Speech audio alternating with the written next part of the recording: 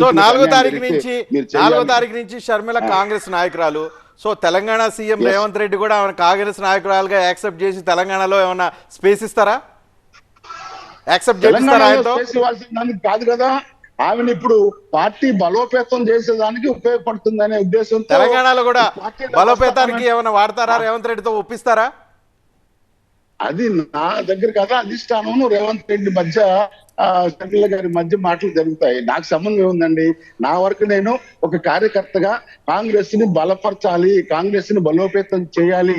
ఆ ప్రాసెస్ లో నాకే బాధ్యత ఇచ్చినా కూడా సాగిస్తాను. మొన్న డీకే శివకుమార్ చంద్రబాబు నాయుడు బెంగళూరు ఎయిర్పోర్ట్ లో కలిశారు.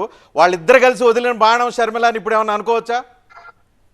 లేదు, డీకే గారితో నాకు బాగా పరిచయం. నేను కర్ణాటక కాడర్ కాబట్టి నాతో మాట్లాడుతూనే ఉన్నారు. మొదటి నుండి ఈ పరిణామాలు వారు చెప్తూనే ఉన్నారు.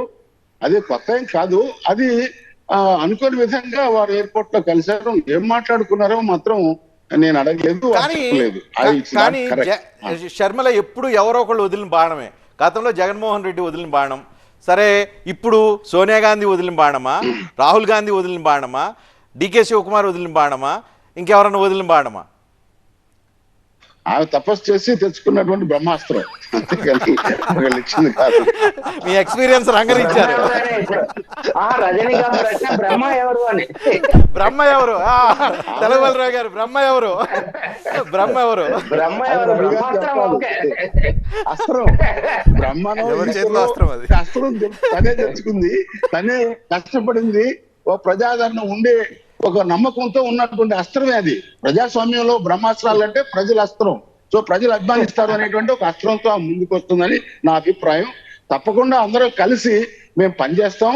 కాంగ్రెస్ పార్టీని తప్పకుండా 15% కాదు, ఎక్కువైతే ఇంకొకటి అంటే రజనీకాంత్ గారు, ఈ రోజు మీకు చక్కని వార్త చెప్తా నేను.